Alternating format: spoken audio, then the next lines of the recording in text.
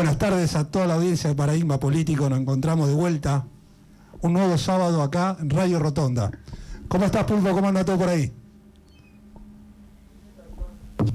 Bueno, acá medio nublado está el día, pero bueno, vamos a pasar. Está nubladito, ¿no? ¿Cómo cambia? Parece camaleón el clima, ¿cómo cambia? Sí, la verdad, está por un pucherito, ¿eh? Bueno, se fue Luchito, hoy pasó El Mundo de las 7, un gran programa también. Bueno, acá estamos. ¿Dónde nos pueden contactar, Pulpo? Se pueden comunicar al 7728 1613 o a través del Facebook también de Radio Rotonda, FM y Bueno, buenísimo. ¿Cómo estás, Julián? ¿Qué tal, Juan? ¿Cómo estás? Llegamos. ¿Qué tal, Pulpo? Llegamos. Medio justo, pero llegamos. Bueno, para charlar un poquito lo que se viene suscitando, digamos, en las cuestiones económicas, cuestiones sociales y políticas, Y en estos tiempos que son tan vorágines, ¿no? Tan cambiantes como el clima. Tan cambiante como el clima, tal cual. Cada semana pasa una cosa. Entras en la recta final del año ya y bueno, para no aburrirnos un poco, viene así como... Siempre hay algo. Movidito. Siempre hay algo. La verdad, decíamos anteriormente, mencionaba, bueno, se formó el 58 coloquio de ideas, esa junta de empresarios y funcionarios, donde tenían como misión, como que pusieron, ceder para crecer. Sí, ¿no? Una suerte de conclusión así general. Pero, media rara igual. Pero llegó los datos oficiales del INDEC en cuanto a la distribución del ingreso. Y estipulan que en el segundo trimestre del 2021, digamos, correcto, la participación de los trabajadores en cuanto a la sumatoria del ingreso de total de las empresas es del 41,2%. Un dato no menor que ahora lo vamos a desasnar, a profundizar. Como dato, ¿sabés en 2015 con cuánto de porcentaje de participación de los trabajadores se fue el gobierno de Cristina Fernández de Kirchner? ¿Con cuánto, Juan? 52,8%. Esto implica que desde el 2015 hasta ahora hay una pérdida del 10%, donde los trabajadores dejan de percibir, digamos, y hay una sobreexplotación de las empresas que usufructan el rédito. Sí, básicamente para dónde va la torta, digamos, vamos a decirlo así coloquialmente. Por eso seguimos diciendo que la teoría del derrame ya es una utopía, Yo creo que es como que se fuerza, que quiere que sea así, ¿no? Es como que se trata como de instaurar de que sea de esta manera, cuando en realidad después los números son números, no se pueden discutir. Por eso decía que los números son fácticos, son algo empíricos, es algo tangible que se puede observable. No podemos discutir algo que es algo concreto. Sí, correcto. Entonces, decíamos, bueno, el gobierno también tuvo un esfuerzo bastante importante, porque si analizás el primer semestre del 2022, esa distribución de ingresos de los trabajadores fue de un 47%, pero en el segundo trimestre, hubo una desaceleración, un decrecimiento y llegó a un 41,8%. Claramente acá hay una justificación troncal, una justificación transversal, que es la causal de la inflación. Sí, claro, obviamente. Cualquier análisis que vos hagas cuando le metés la inflación, entras a obtener resultados que un poco te distorsionan, ¿no? Y felizmente siempre son, digamos, en contra del mismo sector. Exactamente, porque vos ves que hay, digamos, un debate político que algunos sectores dicen que, bueno, si vos aumentás los salarios va a generar inflación. Cuando esto... justamente los números dicen totalmente lo contrario. Lo que está generando la inflación inercial es la especulación. La especulación, sí. Es la especulación de los empresarios que justamente hacen toda esa agroexplotación para... Pasa que ahí entras en una discusión, a ver, como país agroexportador que somos, y obviamente la inflación siempre es más sensible a los productos, digamos, más básicos, ¿no? Digamos, por eso se llama el impuesto al pobre, porque como los productos más esenciales son los que más lo sufren, termina de alguna manera impactando más a este tipo de sectores. De forma tal de que cuando vos tenés esto, digamos, de decir cuál es la causal de la inflación, lo que discutimos siempre, si es un fenómeno monetario, bueno, ya lo hemos hablado en varias oportunidades, termina siendo un tema de, no, esto de control de precios y que esto y que aquello, como algo que nunca tiene buenos resultados, pero definitivamente la causal está ahí, o sea, de última habrá que buscar la manera, pero la causal está ahí. Bueno, siguiendo con ese hilo, que para mí que es fundamental, el tema del control de precios, y atacar contra los especuladores. El último gobierno de Perón en 1974, la participación de los trabajadores fue de casi un 50%. Correcto. Y la pobreza un 6%. Sí. Con un control de precio tajante. Tajante. Digamos. Entonces el Estado tiene que intervenir a ver. Para mí es imprescindible que en este Es que cuando vos tenés, vuelvo a repetir, vos tenés un país que exporta tantos commodities, que obviamente muchos de esos precios internacionalmente, cuando uno les aplica el tipo de cambio, el que sea, no importa, termina siendo un valor que claramente le es más rentable y más competitivo volcar un montón de toda esa producción a la exportación o al mercado externo. Pero hay un compromiso también hacia adentro y no podés permitir de que el costo de oportunidad, digamos, del empresario sea, bueno, lo dejo pero al mismo precio, Seguro. porque son dos cosas totalmente distintas. Y es esta mano del Estado que muchas veces tiene que venir a decir, hasta acá sí, hasta acá no, ¿no? Y obviamente, una vez que estén satisfechas un montón de necesidades internas, sí, por supuesto, después lo otro es ganancia para todos. Pero ese equilibrio es tan difícil de encontrar en la Argentina porque estos sectores es como que no lo piensan de esa forma. Y ahí después le pido a la audiencia que si puede también escuchar el discurso de Perón en la Plaza de Mayo el 15 de abril de 1953, donde fue tajante con este tema. Sí, claro. Había una aceleración inflacionaria por culpa de obviamente la especulación y dijo, hasta acá llegamos, muchachos. Yo es exactamente hice eso. la persuasión, si no sirvió la persuasión, voy a tener que de alguna manera hacer una represión. Lo dijo. Bueno, después dijo, vamos por las buenas y si no, por la mala. Por la mala, tal después cual. vinieron esos dos atentados en la Plaza de Mayo, justo ese día, donde fallecieron 9 personas, más de 90 heridos, cuestiones que bombardearon, digamos, el subte A. Sí, y el después subte A. otro local en Plaza de Mayo, pero fue contundente en ese discurso General Perón, que es, al día de hoy, ese discurso se convalida y se ratifica sistemáticamente. Es que volvemos a esta discusión que tenemos siempre de la libertad, como palabra tan bonita, tan hermosa, que lo es, por supuesto, desde luego, pero hay que contextualizarla. O sea, no. Libertad no es que cada uno haga lo que se le canta y sin las consecuencias. O sea, insisto, la Argentina tiene un sector agroexportador, tiene un sector, digamos, rico, que tiene responsabilidades sociales también en términos de cómo administrar esa riqueza, y que si no lo puede hacer de forma solidaria, ¿no? Porque, a ver, estamos hablando que no tiene que regalar nada a nadie, ¿no? Acá no se pone en tela de juicio ninguna cuestión de esa naturaleza. Es simplemente ver cómo se distribuye todo eso y a qué precios. Y el tema es que, bueno, terminamos siempre discutiendo lo mismo, como que eso es meter una mano en el bolsillo, y no lo es. No, seguro, y hoy tenemos casi una inflación llegando a un 100%. Llegando a un 100%, es una locura, sí, es una locura. De la cual el basamiento de esa inflación es el aumento sostenible de los alimentos. Sí, Juan, a ver, los alimentos. Y eso es inadmisible. No hay que ser economista para darnos cuenta de que vas 2 veces al supermercado en una semana y son otros precios. Por eso decíamos, el control de precio tiene que estar.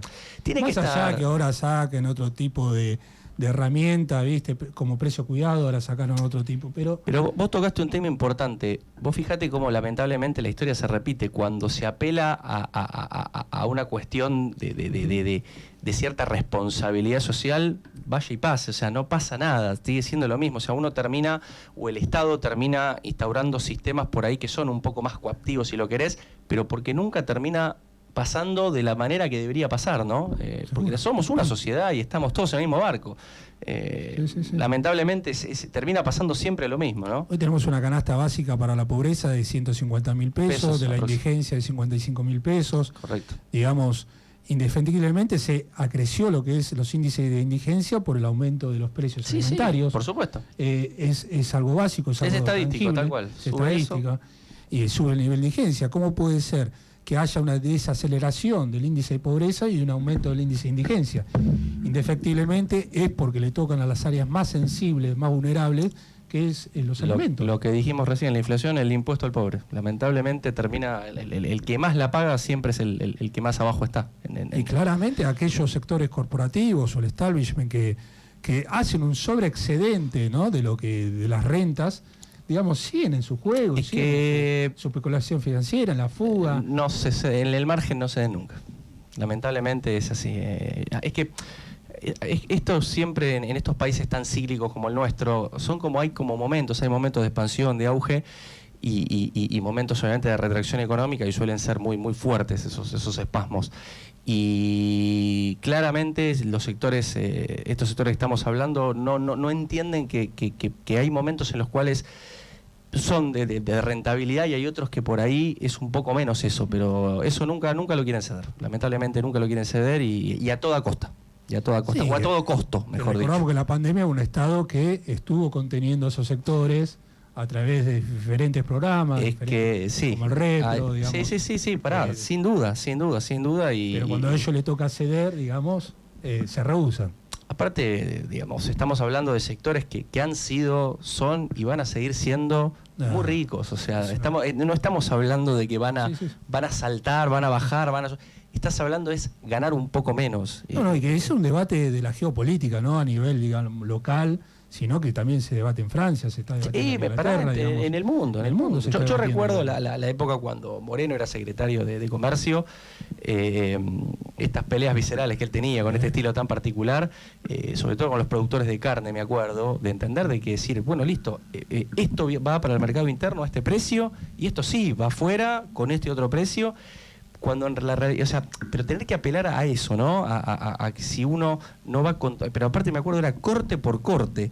Era una locura, ¿no? Era una locura, porque si uno dejaba en manos de cierta decisión al sector privado, ¿cuál era la lógica? ¿Va todo afuera, y si va todo adentro, qué va? ¿A precio dólar? Una locura. Y llevando a eso, bueno, la inflación que sigue aumentando, se sigue acumulando. Recuerdo que, bueno, como antecedentes de la hiperinflación que tuvimos, casi 3000% en la época de Alfonsín, bueno, pero antecedentes también a nivel mundial, como Alemania después de la Primera Guerra Mundial, Hungría en 1964, Zimbabue, bueno. Sí, países incluso que hoy están y son señalados como modelos, como Israel, por ejemplo, que es desarrollado en ciencia y qué sé yo, pero 30 años atrás lidiaban con estos problemas, sí, claro. Pero ellos ya lo subsanaron, se reorganizaron, generaron una política antiinflacionaria y generaron un desarrollo, y para nosotros es una cultura esto. Es una cultura, y vuelvo a repetir lo que estamos hablando antes, creo que el origen termina siendo un problema social. Yo creo que en la Argentina la inflación, ¿no?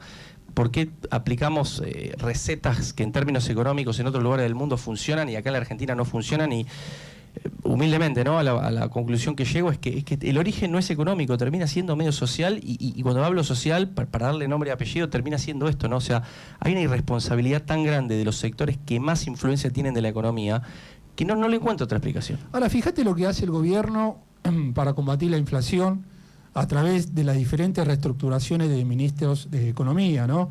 Que pasó Guzmán, pasó Batakis. Sí, Batakis muy fugazmente, y ahora Massa. Pero hoy ahora Massa. Pero tiene más o menos la misma sendero por donde atacar la inflación, que es justamente cómo reducir el déficit fiscal y el atosoramiento, digamos, de las divisas. La generación de divisas para bancos. O sea, tener el caudal de dólares específicamente para generar esa previsibilidad macroeconómica. Y el segundo orden, la reducción del déficit fiscal. Pero en el micro no hay nada, control de precios, alguna política combativa para reprimir. Es muy... O sea, y los tres ministros, hasta Tomás Massa también, Sergio Tomás Massa también está con esa índole de política que genera, tiene la misma plataforma. Sí, de hecho hubo una...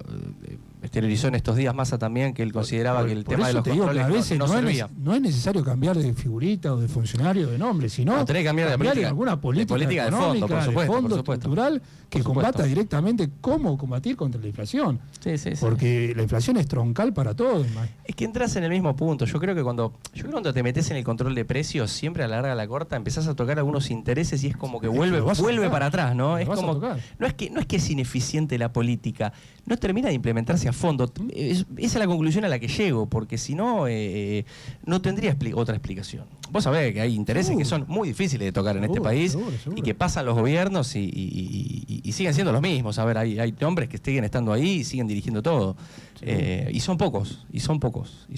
Pero bueno. Sí, lo que más uno analizando lo que se va a debatir en las semanas en el Parlamento Nacional, que seguramente en estos días es el presupuesto, la ley de leyes, ¿no? El presupuesto 2023. 2023, correcto. Donde marca también algunas cuestiones que para mí tiene un espíritu que va hacia cumplir el mandato del Fondo Monetario Internacional en cuanto a la reducción del déficit fiscal. Sí, que fue una de las fue una de las cuestiones centrales que puso como condición. Exactamente, pasamos del 2,5 al 1,9, que también con esos cumplimientos dan, digamos, cierto oxígeno, ciertos beneficios claro. también. Sí, para que no explote la economía. Y ciertos préstamos del Banco Internacional Mundial y otros organismos. Sí, los compromisos que el Estado tiene con organismos. Pero lo que me preocupa en una cuestión, que ahora lo profundizamos, nosotros en el primer semestre, de que fue el 2022, digamos, hay un crecimiento del Producto Bruto Interno de un 6,7%, del segundo semestre del 2022, porque se analiza el crecimiento del Producto Bruto Interno por semestres.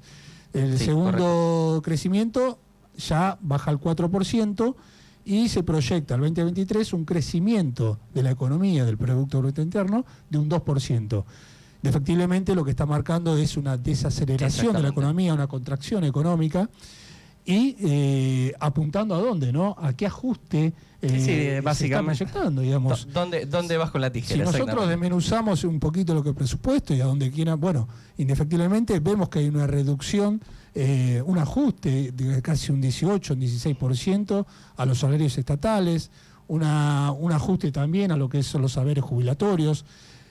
Bueno, ahora se modificó lo que fue la transferencia de ingresos del Estado a los sectores vulnerables, porque bueno, una fuerte, digamos, oposición en cuanto dentro de la misma coalición. Salió Itaí Jaime. Sí, eso generó también repercusiones. Que, bueno, ahora por lo menos se modificó esas políticas alimentarias, hay un incremento casi un 6% a lo que estaba proyectado, porque si no también había una reducción en esa vertiente también, digamos, altamente llamativa. Demasiado, correcto. Entonces, bueno, empezás a analizar todo lo que es ese presupuesto y la verdad que, bueno, tiene ciertos senderos para debatir y ahí te pones a analizar aquello, digamos, que no es ni más ni menos cumplir con el mandato del fondo, que estamos tutelados por el Fondo Monetario Internacional. Lo discutimos siempre, o sea, uno, vuelvo a repetir con frases bonitas, que los números cierren, que los números den, sí, genial, siempre, y lo digo como hombre de números, que los números den, que los números siempre, pero ¿a qué costo?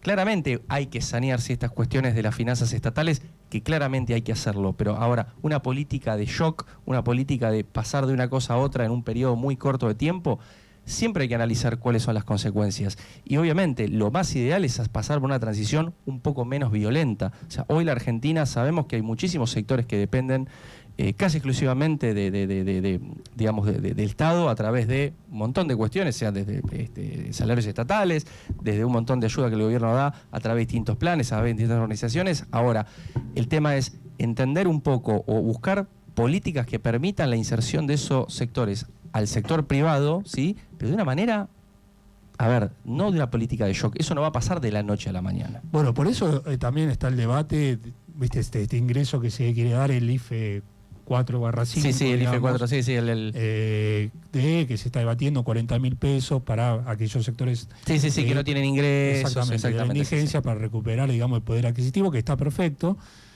Pero el debate es una política pública, digamos, a largo plazo, sustentable. Yo creo que no.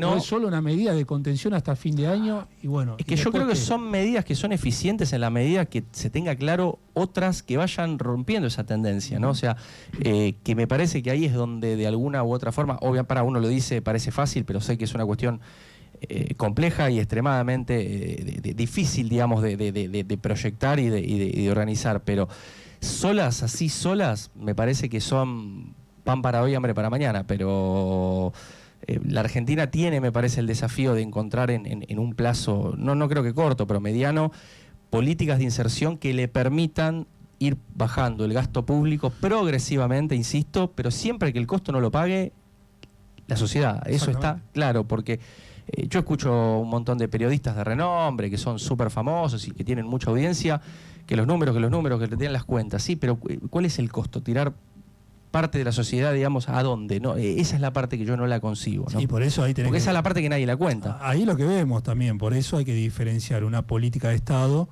a una política de gestión gubernamental que trasciende los gobiernos, digamos. Por supuesto. Un claro ejemplo, por ejemplo, estos bonos puede ser una política de Estado, pero son cortoplacistas. Sí, eso está claro. Una política pública de gubernamental, de gestión, puede ser la que se generó con Cristina Fernández de Kirchner, la UH, la Asignación Sí, Universal por Hijo, por hijo.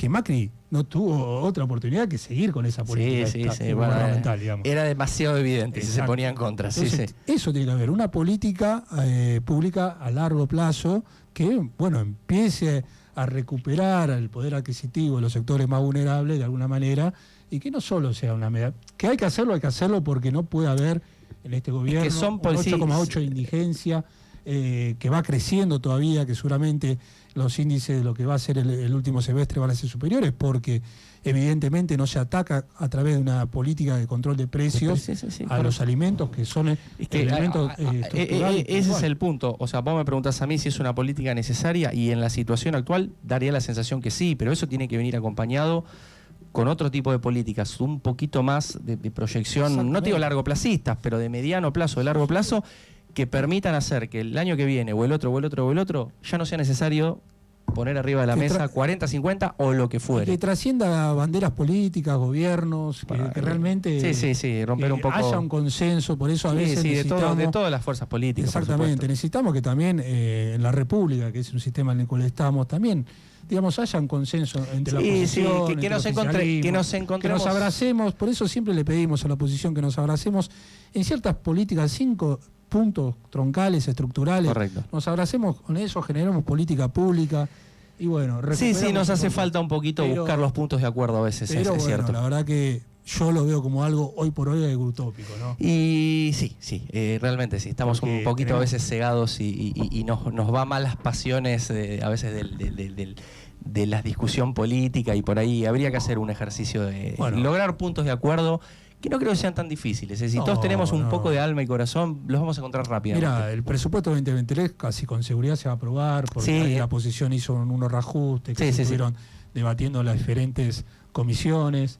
Yo creo que se va a aprobar porque, pero va más allá de eso, ¿no? Después hay que debatir el tema de la Corte Suprema de Justicia, la reforma. El tema de la justicia. Son los 15 jueces que van a quedar, que también, de mi punto de vista, de mi perspectiva, es algo transversal para la sociedad. Es que la justicia, Juan, es troncal. En cualquier sistema democrático es el último bastión. Es sagrado.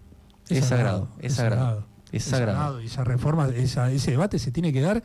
Yo creo que también a veces algunos, y con su criterio, consideran que ese debate no se tiene que dar en la sociedad, no tiene que quedar en la esfera de la política. Eso es una discusión de toda la vida, ¿no? El tema para mí es un debate de la sociedad, porque hay cuestiones constitucionarias, jurídicas, para mí también, que surgen a diario, digamos, una afiliación.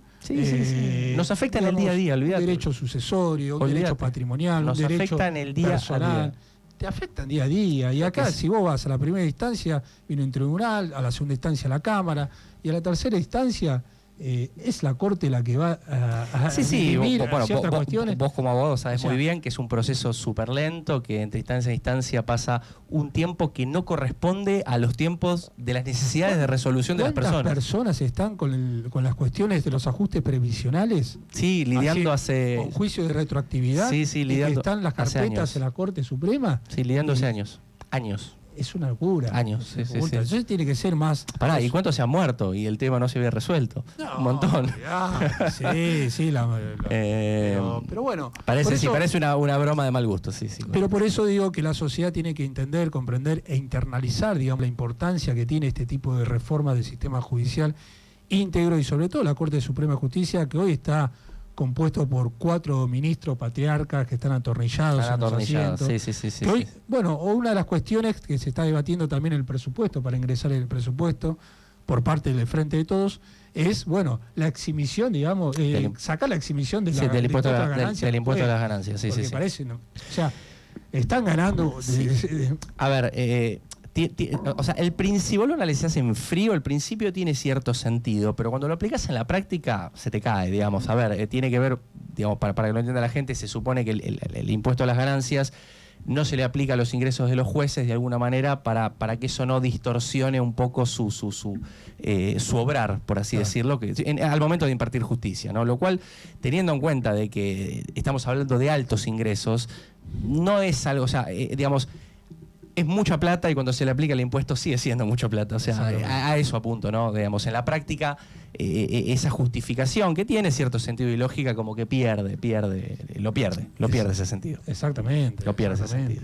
Pero bueno, es un debate que se tiene que dar en cierta medida. Yo creo que sí. Yo creo que está como que toda la vida fue como muy ajeno y hoy hay que como que traerlo un poquito más para el debate popular. Me parece que sí. Vino Catopodis la última semana, el PJ de 3 de febrero, la verdad que fue importante para los compañeros, para los militantes, el apoyo de Cato. Sabemos que es una persona con un rol institucional importantísimo en la administración pública, hoy Sí, ministro de Obras Públicas.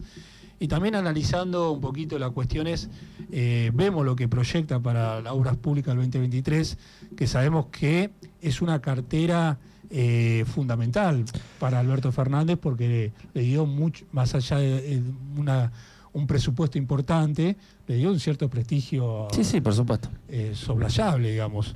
Analizando un poquito lo que es el presupuesto, se estipula más o menos que son 950.000 millones de pesos que van a ser reasignados a obras públicas, es decir, que la obra pública no se va a frenar, inclusive va a producir una aceleración, que va de ese monto presupuestario casi un 44% va a estar afectado a la provincia de Buenos Aires. Que es redundante decir lo importante que es la infraestructura, la obra pública, ¿no? Porque sabés que eso, la obra pública es lo que motoriza una economía regional. Es que no, eso mismo, Juan, no es solo la obra pública, todo lo que la obra pública genera, todo lo que, digamos, todo lo satélite a la obra pública. Genera un desarrollo económico, productivo, inclusive a los sectores privados. Sin duda. Sí, un círculo virtuoso en términos económicos por donde lo miras. Y está perfecto.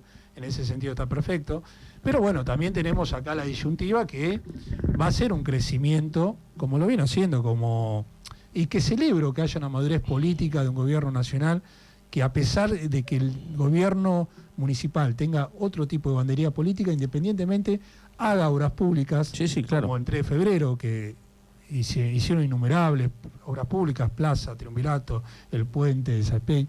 Bueno, diferentes obras que no lo hace el Estado municipal, sino que el gobierno nacional, a través de una decisión política, bueno, dice, por el bienestar de la sociedad treferelense, independientemente de la bandería política. Sí, no. Cosa que con Macri y con Vidal no sucedía, ¿eh? No.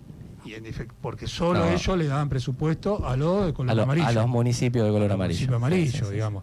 Y acá, sí, eso hay que decirlo. Y acá, las obras públicas que se hicieron con el gobierno de Alberto Fernández son superiores a lo que fueron con el gobierno 2015-2019, claramente. Eso está bueno resaltarlo. El tema que, un tema que me preocupa, que realmente es la forma de capitalización de esas obras públicas, ¿no? Porque estamos entrando en un año electoral. Y bueno, Valenzuela tiene esa estrategia de marketing. Exactamente, la pregunta es ¿quién las asume como propias, tal cual? Porque esa capitalización se va a traducir en capacidad electoral, digamos, indefectiblemente. Sí, sin duda.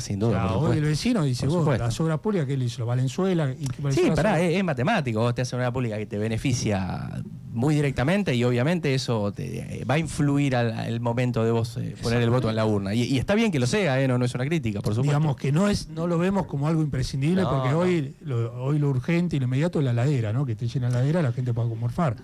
Pero también incide... es importante también. Que tu barrio progrese, que tenga mejores infraestructuras. Sí, por supuesto. Entonces, el tema de la capitalización de eso, ¿no? Porque hoy vemos que Valenzuela hay que demostrar, hay que explicitar a las virtudes, como lo criticamos también. Hay que decir las virtudes que tiene un buen laburo comunicacional y que está capitalizando obras, inclusive que vienen las propias y las no propias. Por virtud de él y por deficiencia también del Frente de Todos, también, porque es una realidad. No podemos tapar eso con la mano. Entonces, en ese sentido, vemos que va a haber avances en cuanto a obras, en cuanto a proyecciones de mejoras de infraestructura. Y que bueno, entonces pongámonos ver qué estrategia comunicacional. Claramente de ese sector no va a venir la explicación, o por lo menos en términos técnicos, de dónde han salido esos fondos, y que claramente vienen de Distancia Nación o provincia muchas veces, que obviamente hoy no son de la bandera, digamos, de Juntos por el Cambio, ¿no? Seguro. Claramente. Por eso de esa manera. Digamos, ahí no creo que de ese lado venga, che, gracias al Estado Nacional o al Estado provincial por esto, no va a ocurrir, lo sabemos, no va a ocurrir. Quédate tranquilo. Bueno, más a nivel provincial también el Fondo de Infraestructura Municipal generó ciertos ingresos para la ejecución presupuestaria, para arreglar las calles, las arterias, en las periferias, que hoy lo vemos que no están ejecutadas, claramente. No está. Vos venís por 3 de febrero, hay baches por todos lados, de forma transversal. Tantos lugares, hasta Ciudadela, hasta Puerta 8, digamos. Lo acabo de comprobar hace un ratito.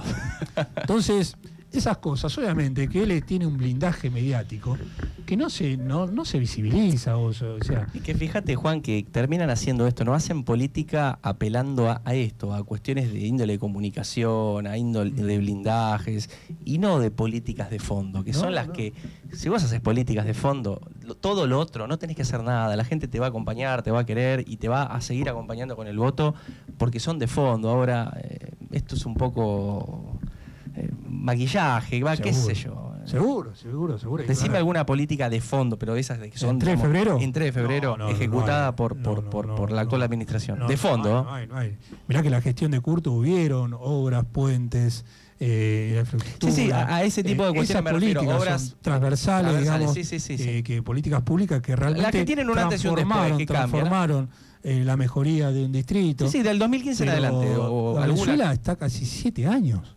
No es que está hace 2 años, 3 años. Por eso te decía, alguna que me venga a la mente del 2015 en adelante, de esas que son de base, de fondo, que os diga, la verdad que esto era así hasta acá, y fue un cambio rotundo a partir de adelante. No hay una política de Estado, digamos, superadora o que genere esta transformación y esa mejora hacia el distrito, no la ves en las diferentes vertientes, o sea, cuántas jardines, cuántas escuelas se inauguraron, digamos, generó el Estado municipal. Te pregunto, ¿qué pasa con la salud mental entre febrero? Sí, datos fuertes. Al principio de la gestión, estos números, al final de la gestión, estos números. ¿Qué política tiene en cuanto al Estado, en cuanto a la economía de conocimiento, que hoy es un área... es el futuro. Es el futuro, Juan. Que va a generar... Perdóname, el futuro en un mundo en donde el cambio es... Radical. Seguramente. O sea, es algo que no podés... ¿Qué política de Estado tiene con las perspectivas de género? No tiene, o sea, queda alejado de todo. Por eso él cuando... Sí, demandas de la sociedad moderna. Está súper claro. Cuando Valenzuela dice que, bueno, te exime, digamos, la habilitación o el pago de la tasa de habilitación, que después tiene muchas cuestiones. Lo hemos discutido y por eso somos un Estado... Y en un plan de inversión privado eso representa... ínfimo. La nada misma, Por eso somos un Estado inteligente. Pero discúlpame, pero eso ínfimo te lo venden como... Sí, por eso. Mirá, invertí que con esto no hay chance que te vaya mal. Y sabemos que, digamos, a ver, plasmando los números, o sea, vuelvo a los números fríos, es algo que no tiene casi incidencia. Es agarrar algo pequeño y venderlo como si fuera... wow, la gran ayuda a la inversión. Hubo una ola de inversiones atrás, vinieron porque... No. O sea, a ver, la realidad es una sola. No, seguro. ¿De qué política tiene en cuanto a una política alimentaria social, viste? Cuando la gente en pandemia iba a Acción Social y le pedían la negativa de ANSES. O sea... Sí, en pandemia, sí. Todas unas cuestiones, viste, que decís, ¿cómo poder contrarrestar eso? ¿Cómo lo puede capitalizar el gobierno municipal? Pero yo creo que la clave hoy está... Bueno, estoy también leyendo un libro que está muy bueno que habla de la infocracia, ¿no? Que también es cómo restar una política comunicacional. Sí, bueno, siempre hablamos del tema de la comunicación. Yo creo que hoy tiene que estar dentro de la agenda prioritaria del Frente de Todo, del peronismo. Más allá de la militancia que tiene, eso es natural. Y es también una suerte de rendición de cuentas también, ¿no? Tiene también un poco esa función, ¿no? Lo cual obviamente le da transparencia a cualquier gestión. Seguramente, pero bueno, por eso digamos, ¿qué política tiene 3 de febrero? Perdón, que ese es uno de los puntos, en mi opinión, digamos, pendientes de 3 de febrero, que es el tema de la rendición de cuentas, porque no hay, o sea... se ejecutan los presupuestos y uno no ve nada, o sea, no ve nada, solo ve maquillaje, cosas muy... Sí. Voy a aclarar que tiene un mega presupuesto en lo que es política comunicacional, en lo que es marketing, por eso digo, a eso voy, digamos. Que inclusive es superior pero por eso te digo, otras áreas. ¿cómo le cambias la vida a una sociedad con esos recursos, o sea, esa plata, es lo que hablamos el otro día, ¿te acordás con los sueldos? ¿Cuánto el tipo tenía? Sí. Es plata que no va a un hospital, es plata que no va a un colegio, es plata que no va en seguridad, o sea, bueno, a eso voy. Hoy o sea, los recursos no son ilimitados. Hoy antes del programa... Si se puede hacer eso es porque se sacó de otro lado, y hoy tenemos deudas a la sociedad por todos lados, o sea, a eso apunto, ¿no? Sí. Hoy justamente hablábamos que el Hospital Bocalandro, bueno, hay una buena intención, pero faltaba insumos. Pero el hospital es provincial, pero el Estado municipal también tiene la obligación de coparticipar, de proveer insumos, y tiene los recursos necesarios para lo que es el área de salud. Digamos, no puedes ligarte siempre que seguridad es competencia de provincia, que el Bocalandro es competencia de provincia. No, pará, y tenés el ejemplo de un montón de otros municipios que han entendido de que era un trabajo codo a codo y han mejorado mucho. Sí. O sea, no sé por qué eso no termina inspirando a municipios como 3 de febrero para todo el tiempo decir, no, esto no es mía, vayan a tocar el timbre. Desligarse de todas las problemáticas que hay con la justificación que es competencia de provincia. Pero perdóname, el intendente sos vos, me parece que no podés ir a lo frío, esto es jurisdicción y competencia nacional o municipal y esto no, o sea, a veces un poco hay que romper con esas cosas para que las cosas pasen. No, por eso yo para mí... Si no somos más papistas que el Papa y no vamos a resolver los problemas de esa manera. Es llegar siempre después del problema, del delito. Sí, siempre velas el muerto. Sí, correcto. Pero siempre ¿qué pasa? Vos no tenés la función o la potestad de hacer la prevención para que no se genere el delito. Bueno. Es más, tiene un presupuesto, el vecino, la vecina paga en la tasa de seguridad y higiene una parte, un porcentaje en cuanto a seguridad también. Sí, que entonces, donde está... tiene una secretaría de seguridad. Entonces vos no podés ligarte todos los problemas delictivos que hay entre febrero diciendo que hay competencia de provincia, porque vos tenés un presupuesto, vos sos el Estado municipal y vos tenés competencia para poder erradicar y para profundizar. Yo creo que en mayor o menor medida, vos sos el intendente, tenés cierta responsabilidad. Se te cargo. Insisto, en mayor o menor medida, en todo lo que ocurre dentro de tu municipio. Después verás cuestiones más técnicas, de jurisdicción y qué sé yo, pero por más que vos no tengas... Pero eso es empatía con la gente que te vota también, a ver. Ahí voy, porque por más que vos no tengas las herramientas, no tengas el presupuesto, ponele, que no tengas la competencia, vos tenés que tener la empatía con la sociedad y tenés que tener esa arma de contención. Mirá, vos tenés que quiere que las cosas pasen. Gente. Y eso... Pero ¿sabes por qué pasa eso? Porque ellos no tienen sensibilidad social. Exacto. Bueno, siempre terminamos hablando de lo mismo, ahí está el punto. Lo que decía, acá hay dos modelos, digamos. Un modelo es la sensibilidad social, la justicia social. Sí, lo que hablamos antes. Y el otro ¿Vos me preguntas a mí, prefiero que cierre el número o que no me cierre por un poco, pero que queden todos adentro? Y claramente prefiero el segundo. A ver, pero bueno, por esa sensibilidad que vos hablás, o sea... me recorre sangre por las venas, no puedo, no líquido, digamos. ¿Sabes lo que pasa? La diferencia es que el plan de ellos, nosotros tenemos un plan, modelo de gestión de política pública que quiera realmente transformar la realidad de nuestros vecinos. Ellos tienen un plan de negocio completamente. Entonces, buscan sistemáticamente el lucro sobre las necesidades. Y se me viene a la cabeza puntualmente el estacionamiento medido, en plena pandemia. Sacan el estacionamiento medido sin ningún tipo de consenso a la sociedad de forma arbitraria, digamos, donde solo buscaba era una medida para generar, digamos, mayor recaudación. Mira, no tiene nada que ver con la charla que estamos teniendo. Insensible. Pero si vos mirás eso en el centro de la ciudad de Buenos Aires, mira, las grúas y digamos, toda la estructura que está para levantar autos, te juro, lo levantan más rápido. ¿Viste cuando le ponen las ruedas a la Fórmula 1 que hace en 3 segundos? Porque cada auto que levantan es más plata, o sea, van a comisión por una parte. Ojalá todo funcionara así en el Estado, porque sería por una eficiencia, una cosa increíble. Y eso es exactamente eso, Juan. No tiene que ver con una cuestión de modificar un comportamiento social, en este caso, que no se estacione en un determinado lugar. Es recaudatorio, es recaudatorio. Por eso hay que militar, hay que hablar con los vecinos, con la vecina, que están en disputa, siguen esos dos modelos. Pero un modelo que es el plan de negocio, el plan de lucro... y el otro es el plan que obviamente, el plan de gestión de políticas públicas, de sensibilidad social, que obviamente tiene sus dificultades, tiene sus vertientes, sus vicisitudes. Pero aparte, Juan, quedó tan en la época del gobierno de Macri, quedó tan a la vista, tan visible. Ni siquiera tuvieron tupé de poner algún tipo de humo, de mascarilla, por lo menos para que se viera un poco menos. Fue realmente a la vista de todos, o sea, a la vista de todos. Y hoy lo estamos pagando, claramente. ¿Pero tenés alguna duda? Los 47 millones de dólares al Fondo Monetario que solo fueron para la fuga porque no hubo inyección en ninguna área de la Argentina, infraestructura, colegios, educación, no fue para nada. ¿Dónde está? ¿Dónde está? Se fugó literalmente todo, con acreedores privados. Bueno, después hubo un gobierno que se tuvo que hacer cargo, que pudo hacer ese reperfilamiento, en vez que lo llamó, digo, la CUNSA, en vez de foltear, ese nombre, digamos, que fue solo para que no suene tan feo. Para que no suene tan feo, que bueno, hizo renovación,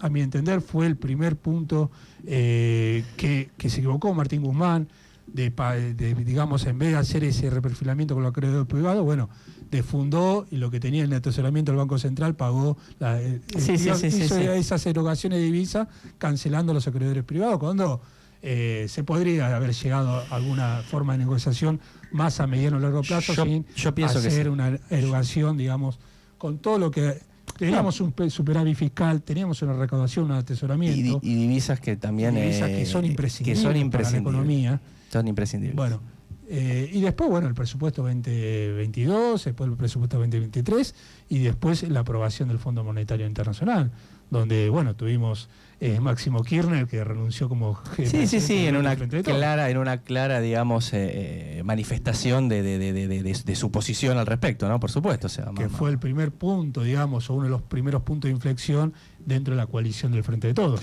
Sí, sin dudas, y a ver, uno podrá tener una opinión para un lado o para el otro y serán respetables, pero de alguna manera también termina siendo, a ver, esto es una cosa que termina siendo conclusión del anterior, ¿no? O sea, otra vez estamos de rodillas ante el fondo, nuevamente, se fueron, hicieron sus negocios y acá estamos nosotros para pagar el plato, ¿no?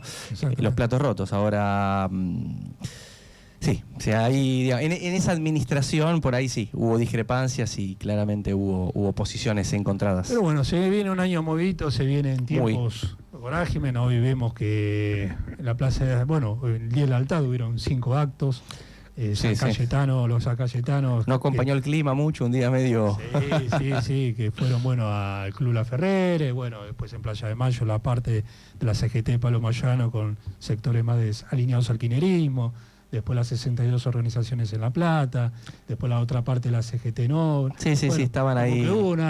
Y aprovecharon también un poco para también poner arriba de la mesa algún tipo de proyecto y de debate a futuro, ¿no? Que son claramente, primero la puja distributiva, que es lo que veníamos hablando con la antelación, la inflación y bueno, de alguna vez por todo...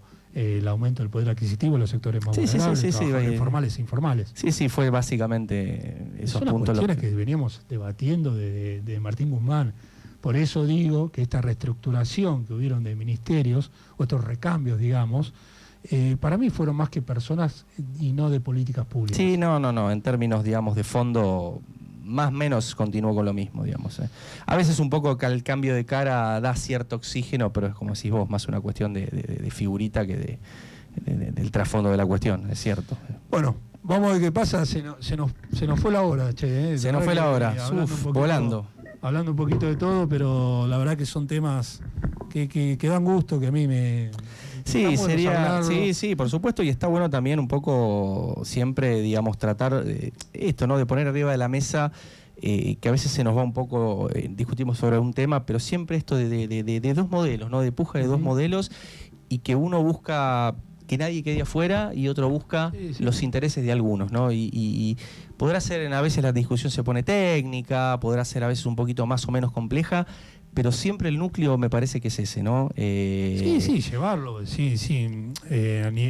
nivel interestatal, ¿no?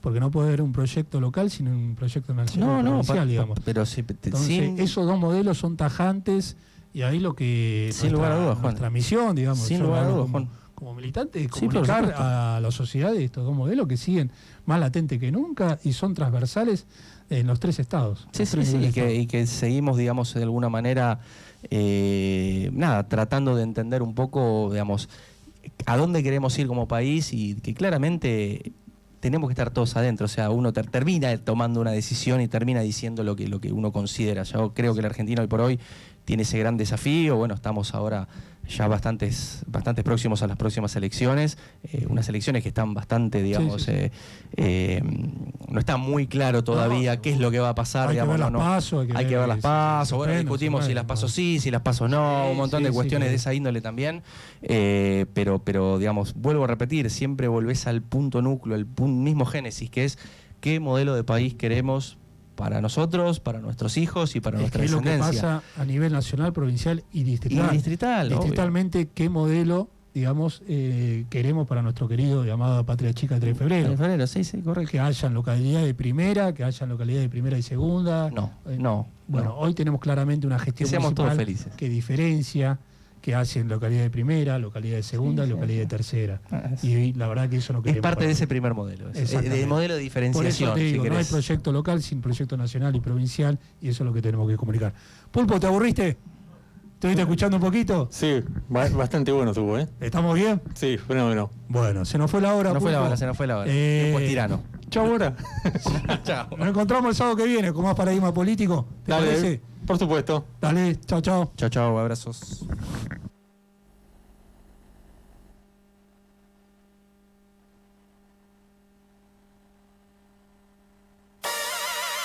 Comienzo espacio publicitario.